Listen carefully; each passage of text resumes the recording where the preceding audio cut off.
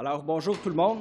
Je suis accompagné de ma collègue et amie Louise qui pourra répondre à vos questions concernant le projet anti-briseur de grève. Moi, je viens vous présenter les attentes du Bloc québécois pour la mise à jour économique. On vient d'apprendre qu'elle sera présentée mardi au retour de la relâche le 21 novembre. Un petit rappel, un budget énonce les orientations et priorités gouvernementales et présente les mesures législatives, fiscales et budgétaires nécessaires à leur mise en œuvre. Un énoncé économique a une vocation plus modeste. L'évolution de la situation économique et fiscale depuis le dernier budget, la réponse du gouvernement pour faire face à ces changements, les mesures que le gouvernement entend prendre pour faire face aux urgences qui ont surgi depuis la présentation du dernier budget. Je vous donne un exemple.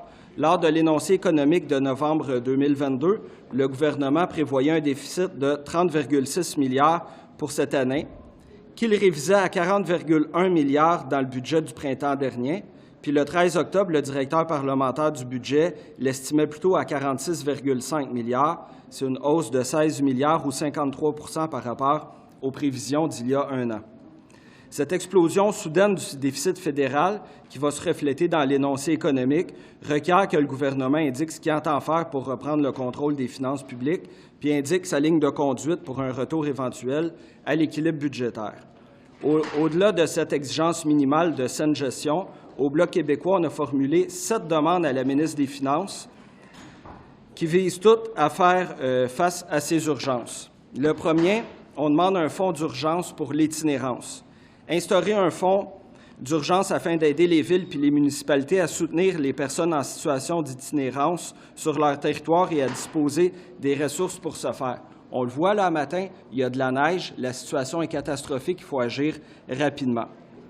On demande aussi de faire la contribution au niveau du logement en mettant sur pied là, un fonds d'acquisition pour les organismes sans but lucratif, puis mettre en place un programme de prêt à faible taux d'intérêt afin de stimuler la construction de logements locatifs sociaux abordables.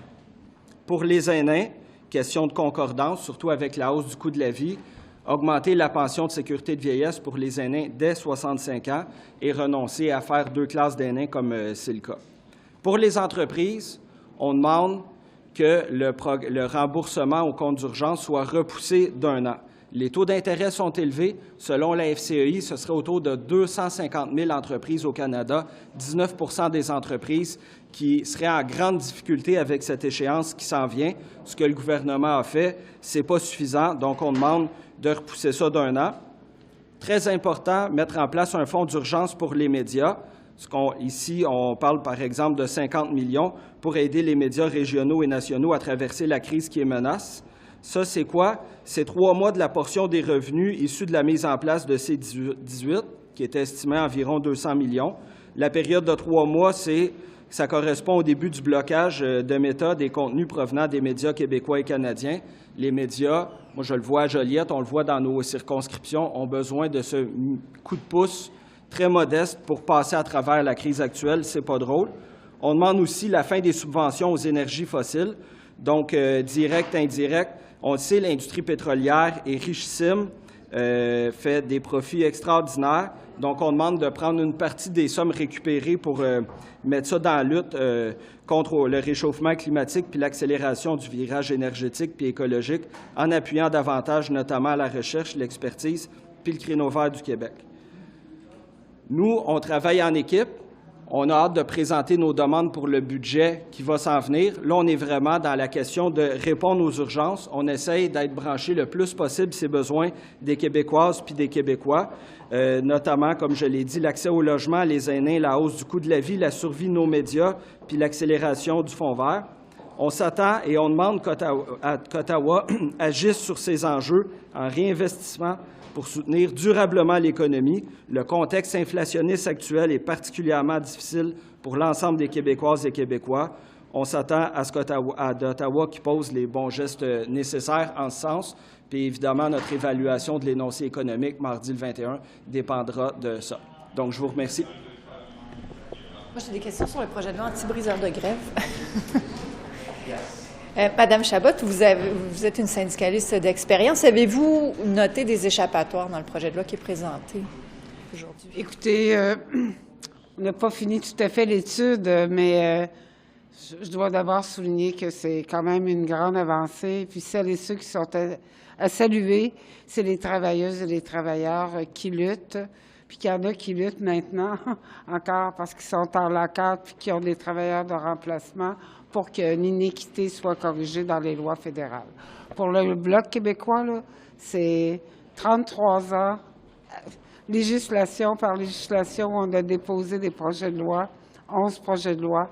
Donc, on peut se dire aujourd'hui qu'il y a un grand travail de fait, il y a un grand pas de fait.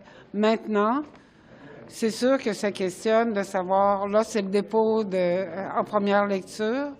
Est-ce que le gouvernement, dans son agenda législatif, va s'empresser de le remettre à l'ordre du jour dès la rentrée? Et aussi de souligner qu'il sera en vigueur seulement 18 mois après la sanction royale. Je pense que c'est des choses qui devront être corrigées parce que ça mérite que ça soit fait maintenant. Je pense que les problèmes sont connus. Les durées de conflit du travail durent 2 fois plus longtemps au Canada qu'au Québec, qui a une loi anti-briseur de grève depuis les années 70. C'est pas à négliger, ça. C'est l'équilibre des forces, c'est la paix industrielle, fait que ça ne peut qu'être gagnant. Fait que pourquoi attendre plus longtemps? On souhaite que ça soit mis en place beaucoup plus rapidement, puis on va être au rendez-vous pour ça. Do you think the anti-SCAP legislation goes far enough? Sorry, I speak just French. Est-ce que le projet de loi anti-briseurs, est-ce que c'est... Yeah. Ouais, that's well. Bien, la première lecture que nous en faisons, je pense qu'il corrige ce qu'il fallait corriger. Donc, empêcher des SCAB, tant en matière de grève que de lockout. Puis ça, je pense que les définitions qui sont données viennent donner des balises. Même, on est venu inclure les travailleurs à distance. Ça, c'est une avancée que même au Québec, on cherche à faire là, pour corriger les lois du travail. Fait que de ce point de vue-là, oui, je pense que ça fait la job. Okay, merci beaucoup.